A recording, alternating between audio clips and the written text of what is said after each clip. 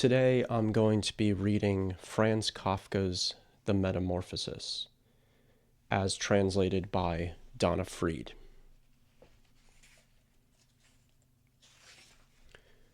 The Metamorphosis by Franz Kafka.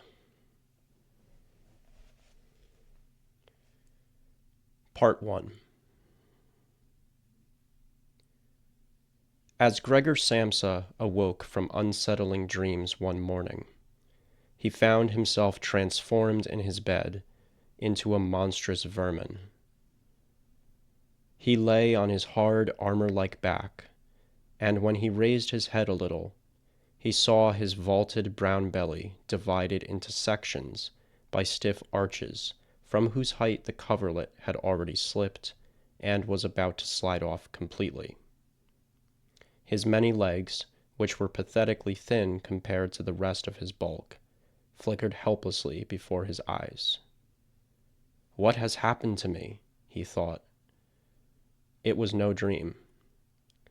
His room, a regular human room, if a little small, lay quiet between the four familiar walls.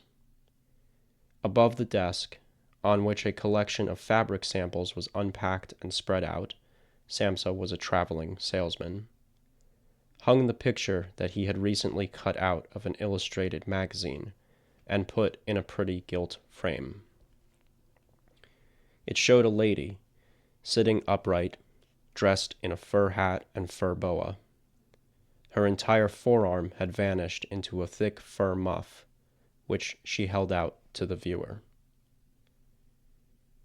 Gregor's gaze then shifted to the window, and the dreary weather, raindrops could be heard beating against the metal ledge of the window, made him quite melancholy.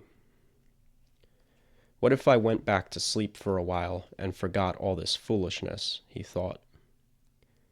However, this was totally impracticable, as he habitually slept on his right side, a position he could not get into in his present state.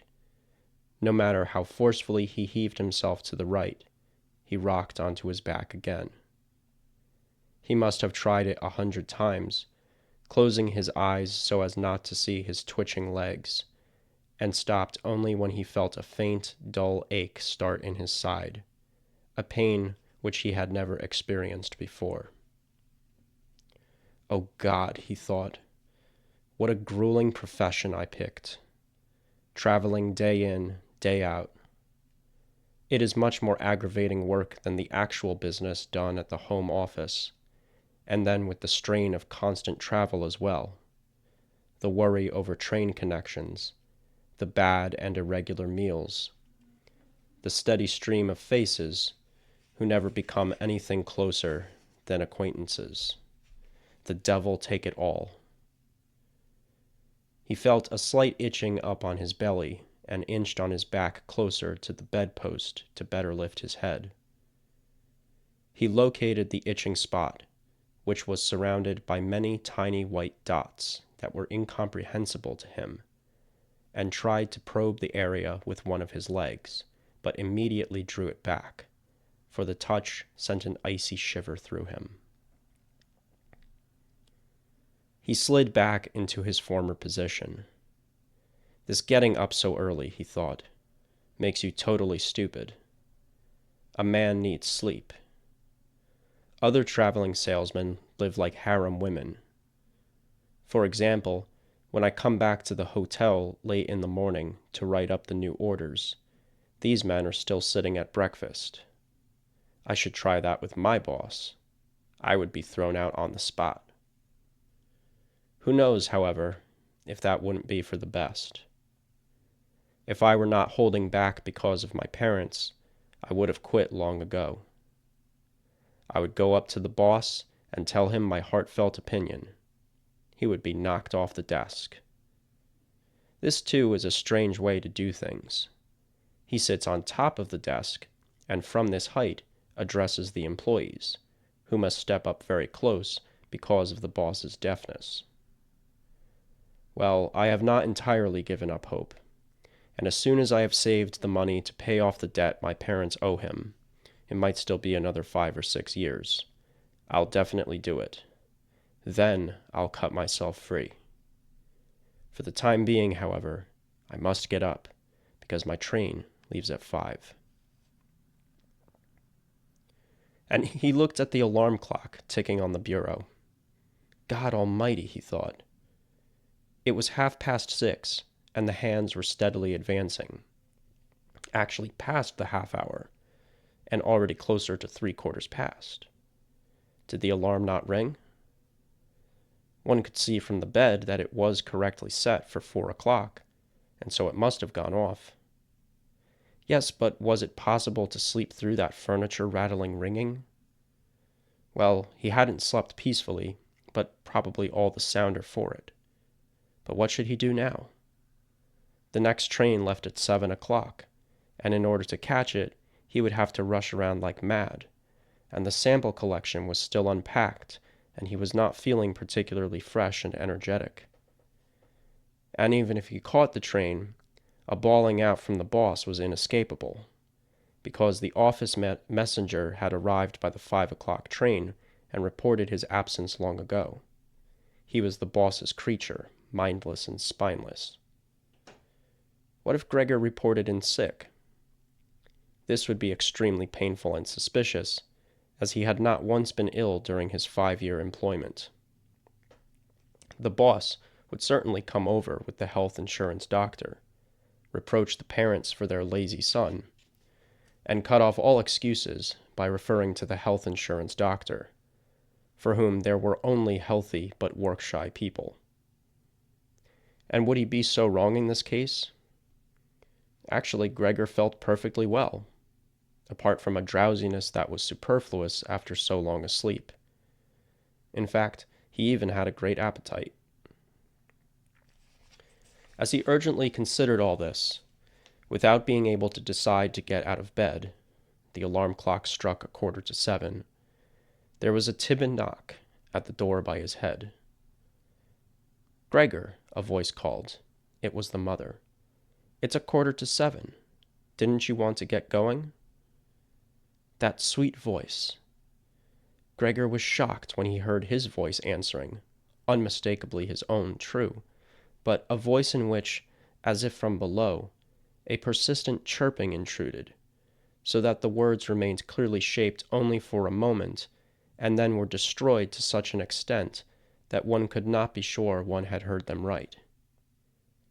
Gregor wanted to answer thoroughly and explain everything, but restricted himself, given the circumstances, to saying, Yes, thank you, Mother. I'm just getting up." Due to the wooden door, the change in Gregor's voice was probably not apparent on the other side, for the mother contented herself with this explanation and shuffled away. However, this short conversation brought to the attention of the other family members that Gregor, quite unexpectedly, was still at home, and the father was already knocking, gently but with his fist, on one of the side doors. Gregor, he called. "What is the matter?" And after a little while he called again, in a louder, warning voice. Gregor. At the other side door, the sister softly pleaded. "Gregor, aren't you feeling well? Do you need anything?" To both doors Gregor answered, "I'm all ready," and strove, through enunciating most carefully and inserting long pauses between each word, to keep anything conspicuous out of his voice. The father went back to his breakfast, but the sister whispered, "Gregor, open up, I beg you." Gregor, however, had no intention whatsoever of opening the door, and instead congratulated himself on the precaution he picked up while traveling of locking the doors at night, even at home. All he wanted to do now was to get up quietly and undisturbed, get dressed, and, most important, eat breakfast, and only then consider what to do next. Because, as he was well aware, in bed he could never think anything through to a reasonable conclusion. He recalled how he had often felt slight pains in bed, perhaps due to lying in an awkward position, pains that proved imaginary when he got up, and he was eager to see how today's illusion would gradually dissolve. He had no doubt that the change in his voice was nothing more than the presentiment of a severe cold, an ailment common among traveling salesmen. The coverlet was easy to throw off. He needed only to puff himself up, and it fell off by itself. But then things became much more difficult, especially since he was excessively wide. He would have needed arms and hands to prop himself up, instead of which he had only the many little legs that continually waved every which way and which he could not control at all. If he wanted to bend one, it was the first to stretch itself out. And if he finally succeeded in getting this leg to do what he wanted, the others in the meantime, as if set free, waved all the more wildly in painful and frenzied agitation. "There's no use staying in bed," Gregor said to himself. First, he attempted to get the lower part of his body out of bed. But this lower part, which he had not yet seen, and about which he could form no clear picture, proved too onerous to move. It shifted so slowly, and when he had finally become nearly frantic, he gathered his energy and lunged forward, without restraint, in the wrong direction, and so slammed against the lower bedpost.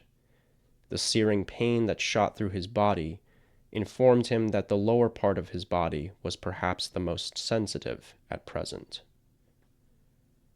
He then tried to get the top part of his body out first, and cautiously moved his head toward the edge of the bed. This went smoothly enough, and despite its girth and mass, the bulk of his body slowly followed the direction of his head. But when he finally got his head free over the bedside, he became leery of continuing in this vein, because if he fell, it would be a miracle if he did not hurt his head. And he must not, especially now, lose consciousness at any price. Better to stay in bed. But when he had repeated his former efforts, and once more lay sighing and watching his puny legs struggle against each other, possibly even more viciously, and had found no way to bring peace and order to this random motion, he again told himself that he could not possibly stay in bed, and that the logical recourse was to risk everything in the mere hope of freeing himself from the bed. But at the same time, he did not forget to remind himself periodically that better than rash decisions was cool, indeed the very coolest, deliberation. In these moments, he fixed his gaze as firmly as possible on the window, but unfortunately, the sight of the morning fog, which had even obscured the other side of the narrow street, offered little in the way of cheer or encouragement. 7 o'clock already, he said to himself at the new chiming of the alarm clock. 7 o'clock already, and still such thick fog. And for a little while he lay still, breathing lightly as if he expected total repose would restore everything to its normal and unquestionable state. But then he said to himself, "Before 7:15, I absolutely must be out of bed.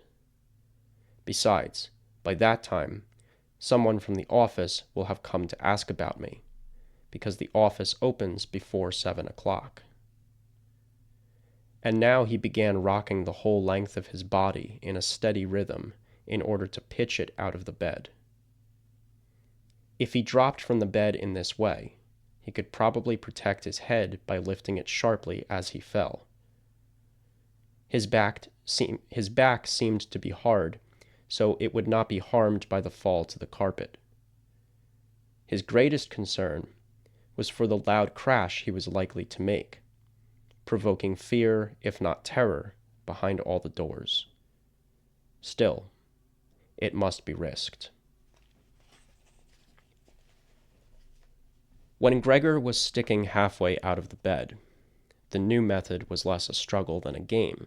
He had only to inch along by rocking back and forth.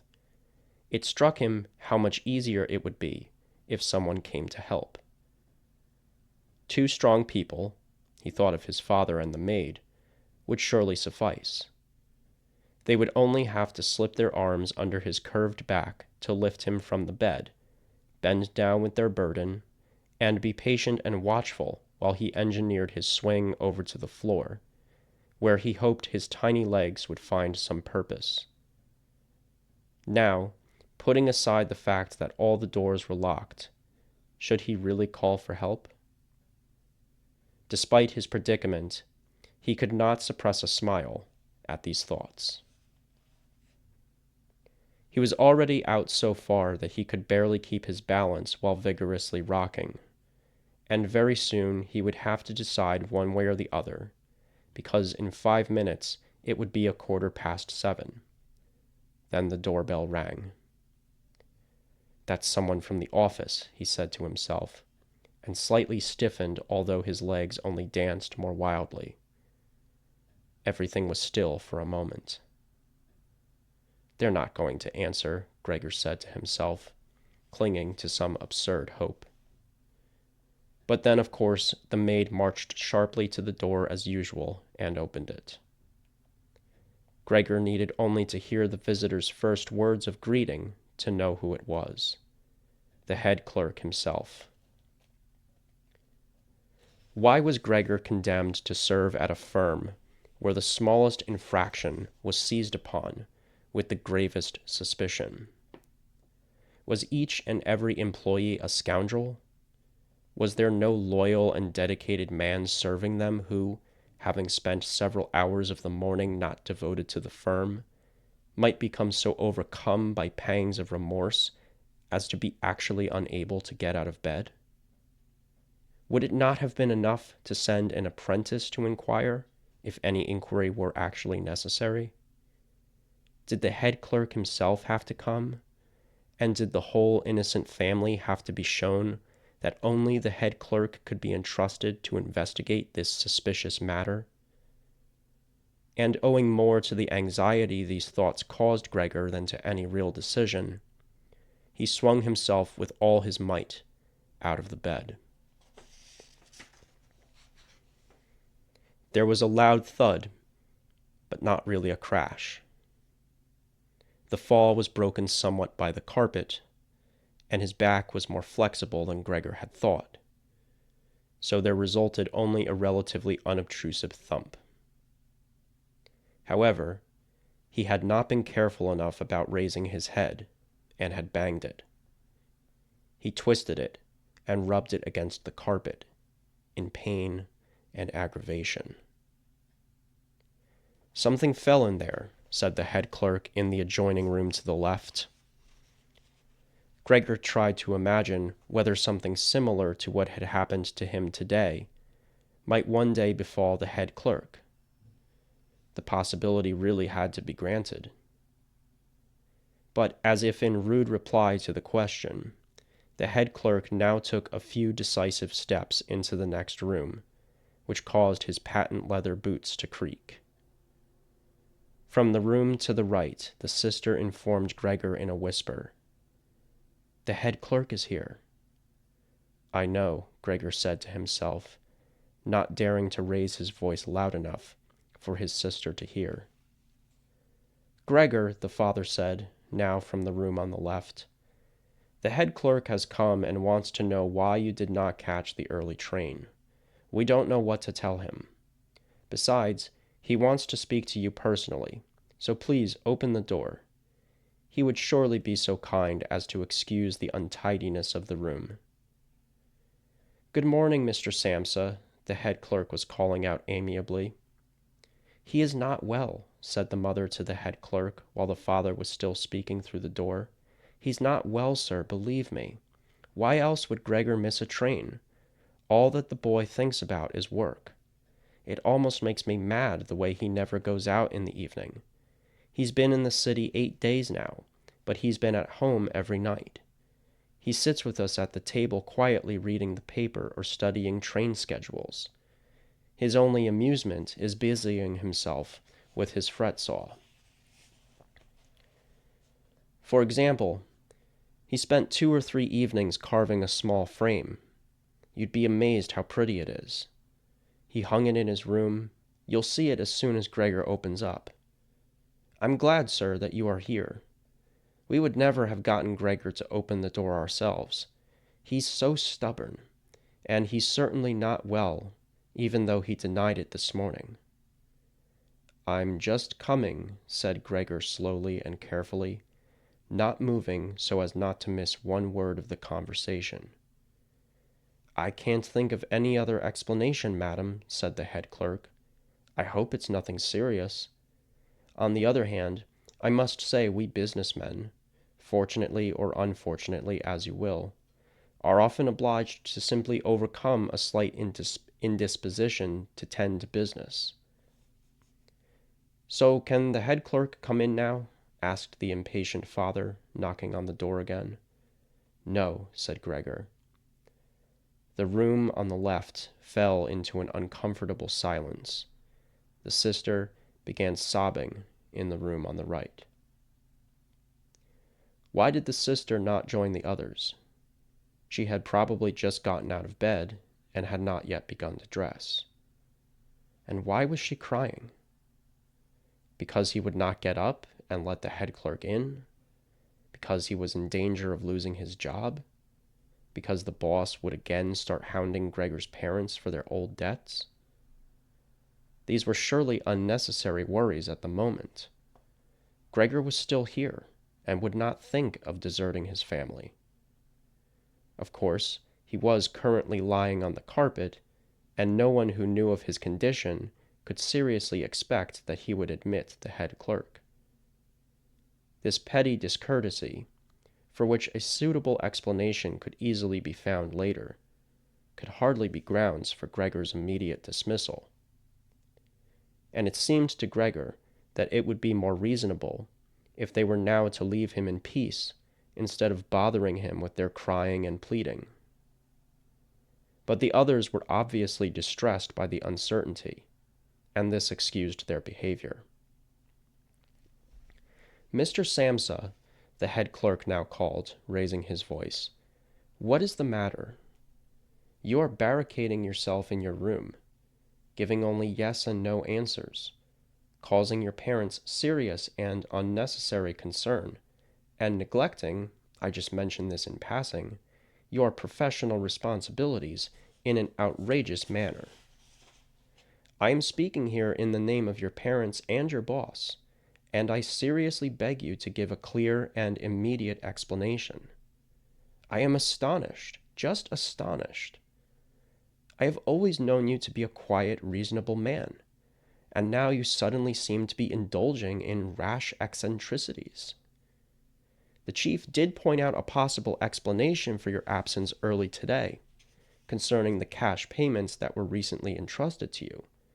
But in fact, I practically gave him my word of honor that this could not be the true explanation. Now, however, I see your incredible obstinacy and have completely lost any desire to intercede on your behalf. And your position is by no means unassailable.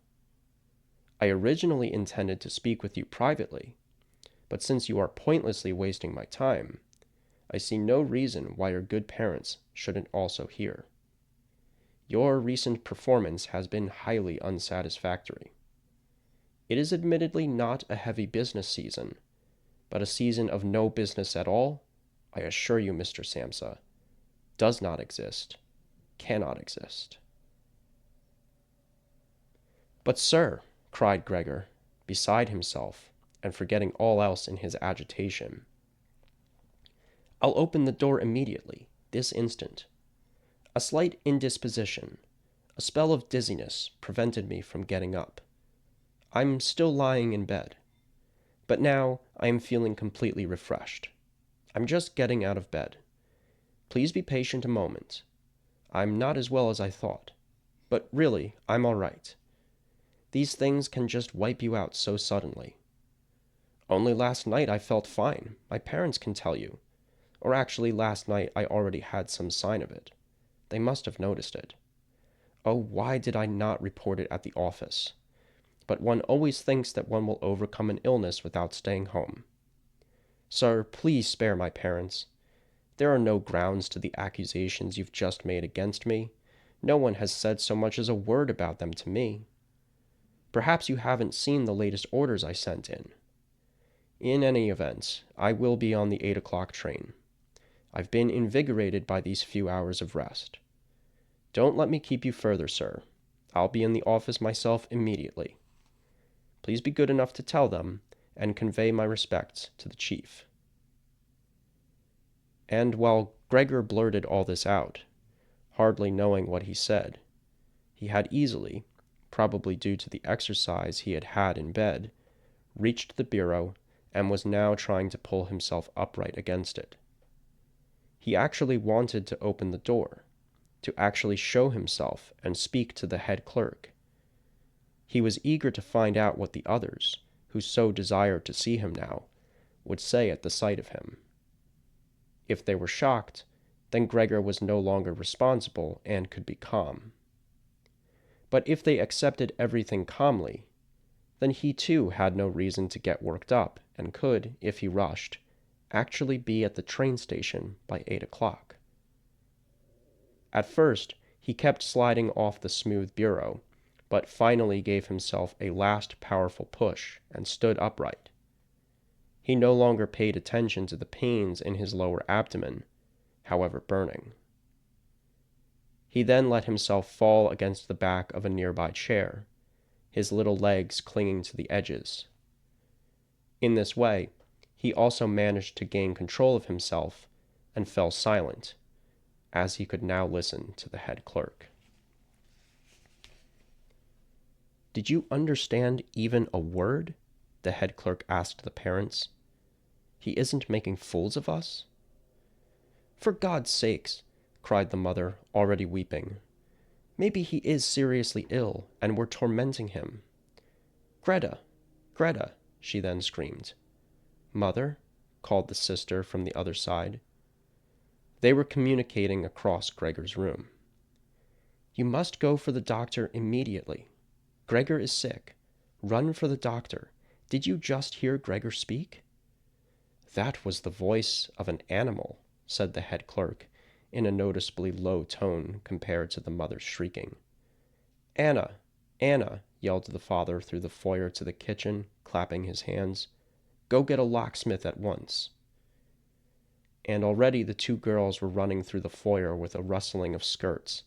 How had the sister dressed so quickly? And throwing open the house door. The door could not be heard closing. They must have left it open, as is usual in houses visited by great misfortune. Gregor had become much calmer, however.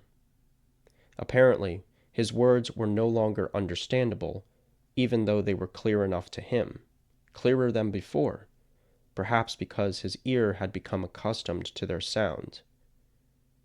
But at least it was now believed that all was not right with him, and they were ready to help him.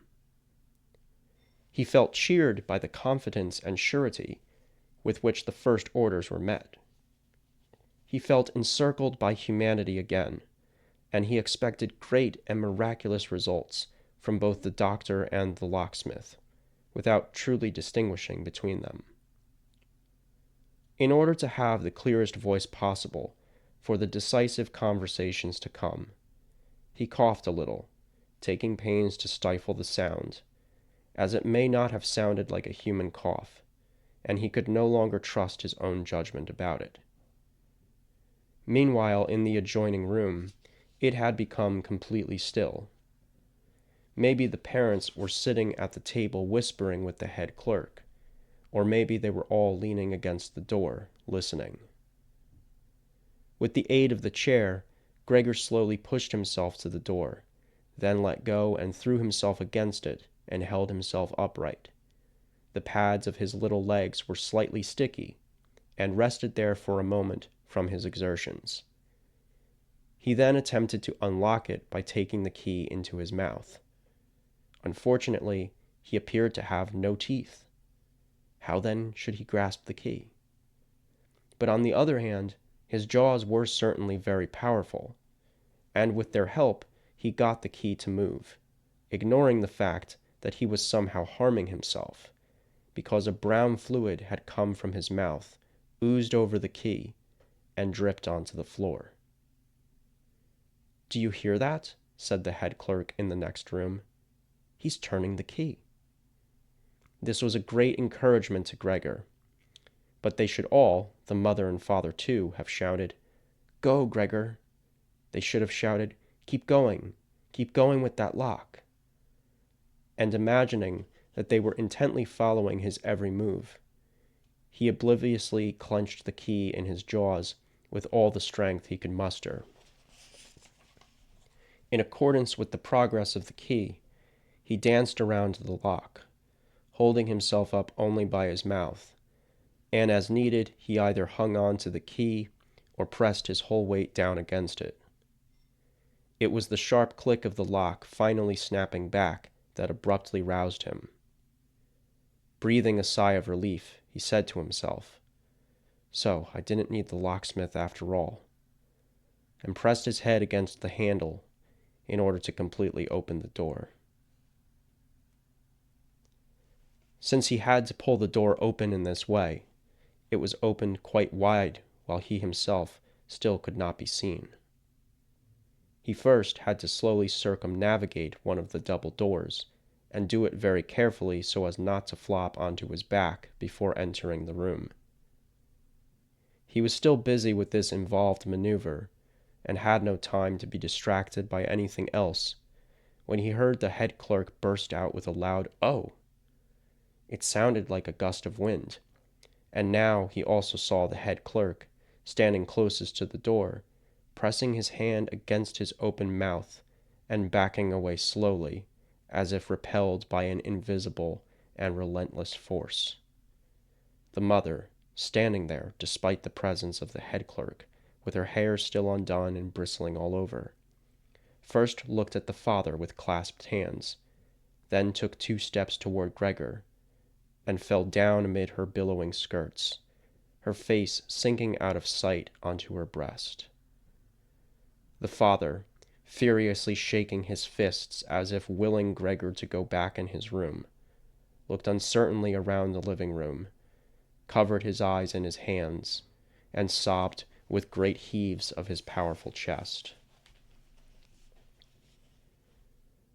Gregor did not now enter the room, but instead leaned against the other, firmly locked wing of the door, so that only half of his body could be seen and his head above it, tilting as he peered out at the others. In the meantime, it had grown much brighter. A section of the endless dark gray building across the street was clearly visible. It was a hospital, with regular windows breaking through the matte facade. The rain was still falling, but now only in large, individually formed and visible drops that struck the ground one at a time. The many breakfast dishes lay on the table, as breakfast was the most important meal of the day for the father, the time when he would pore over the different newspapers for hours. On the wall just opposite hung a photograph of Gregor from the time of his military service, showing him as a lieutenant and, with a carefree smile and his hand on his sword, demanding respect for his bearing and uniform. The door to the foyer was open, and since the apartment door was also open, one could see out to the landing and the top of the stairs leading down. "Well now," said Gregor, well aware that he alone had remained calm, "I will get dressed immediately, pack my samples, and be on my way. Will you let me go catch my train? Now you see, sir, I'm not stubborn and I'm happy to work. Traveling is difficult, but I couldn't live without it. Where are you going, sir? To the office, yes? Will you report on everything truthfully? A man can suddenly be incapable of working, But this is the precise moment to remember his past performance, and to consider that later, after resolving his difficulties, he would work all the harder and more diligently. I am so deeply obligated to the chief, as you well know. And besides, I am responsible for my parents and sister. I am in a tough bind, but I'll work myself back out of it. Please do not make it more difficult than it already is. I beg you to speak up for me in the office. No one likes traveling salesmen, I know. They think we make a slew of money and lead charmed lives. There's no particular reason for them to further examine this prejudice. But you, sir, you have a better perspective than the rest of the office, an even better perspective, in all confidence, than the chief himself, who, in his capacity as employer, allows his opinion to be easily swayed against an employee. You know very well that a traveling salesman, out of the office for almost the entire year, can easily fall prey to gossip, coincidences, and unfounded grievances against which he cannot possibly defend himself, because he almost never hears about them, except when returning home from an exhausting trip. He personally suffers the grim consequences, the causes of which he can no longer determine. Sir, do not leave without giving me a word, to show that you think me at least partially right. But with Gregor's first words, the head clerk had already turned away, and with gaping lips, simply looked back over his twitching shoulder at Gregor. And during Gregor's speech, he did not stand still for a moment, but crept step by step to the door, his eyes never leaving Gregor, as if obeying some secret injunction to leave the room. He was already in the foyer, and from the sudden movement with which he took his last step from the living room, one might believe he had just burned the sole of his foot. In the foyer, however, he stretched his right hand far out toward the stairs, as if some supernatural deliverance were awaiting him there. Gregor realized that he must on no account let the head clerk leave in this frame of mind, or his position in the firm would be seriously jeopardized. The parents did not understand this so well. They had convinced themselves over the years that Gregor was set for life at this firm. And besides, they were so preoccupied with the current problem that they had lost all sense of the future. But Gregor did have this foresight. The head clerk had to be detained, calmed, persuaded, and ultimately won over. The very future of Gregor and his family depended on it.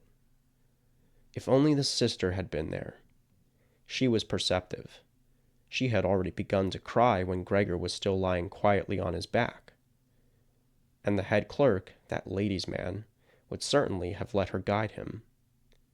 She would have closed the apartment door and assuaged his fears in the foyer. But the sister was not there, and Gregor would have to handle the situation himself.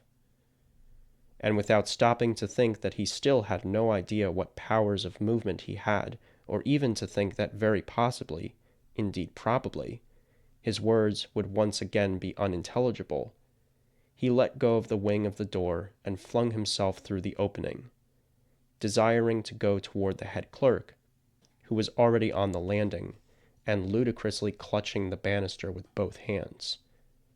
Gregor, instead, while groping for support, fell with a little cry onto his numerous little legs. This had barely happened when, for the first time that morning, he felt a sense of physical well-being.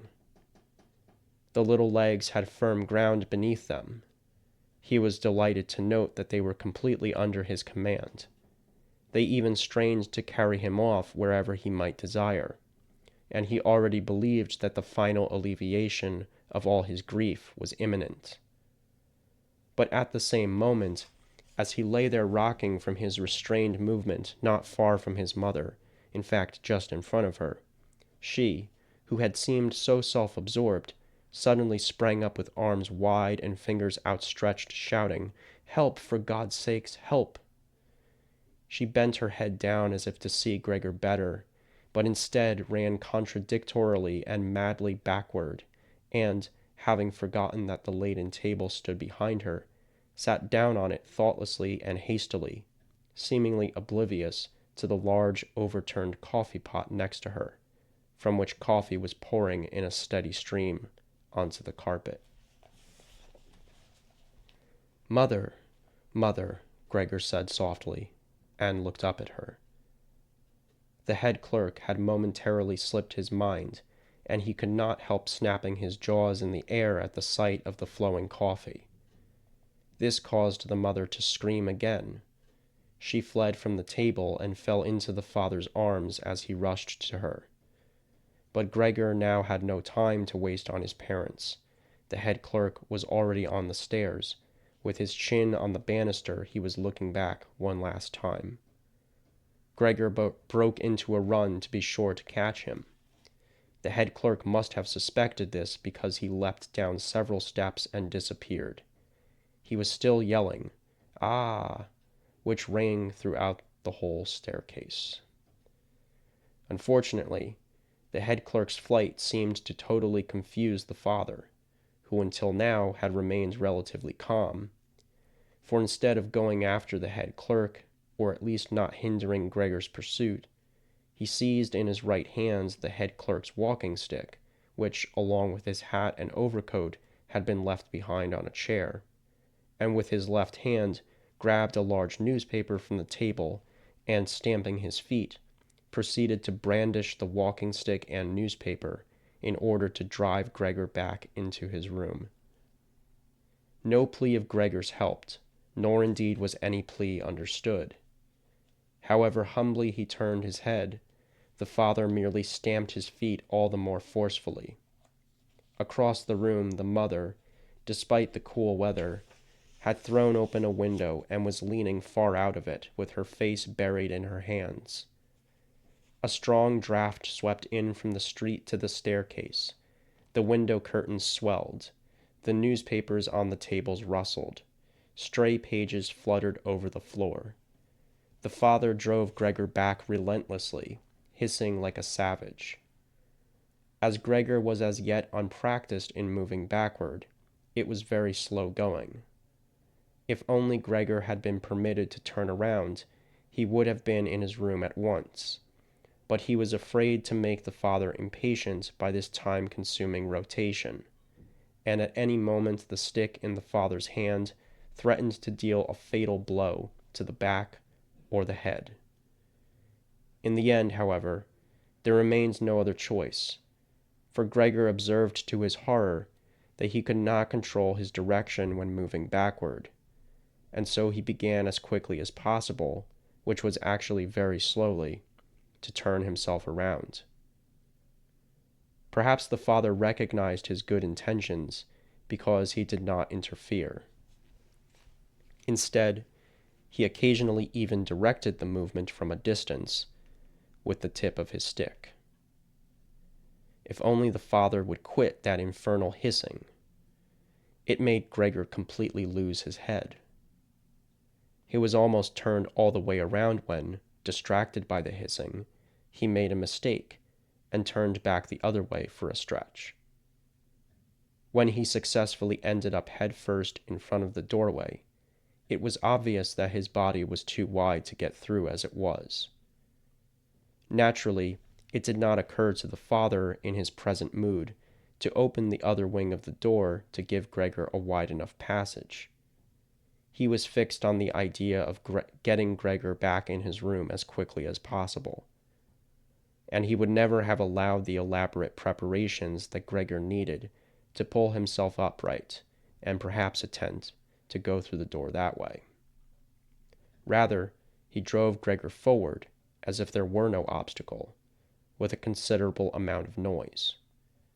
It no longer sounded like just one father behind him, and now it was really no longer a joke, and Gregor, come what may, thrust himself into the doorway. One side of his body rose up, and he lay at an angle in the doorway.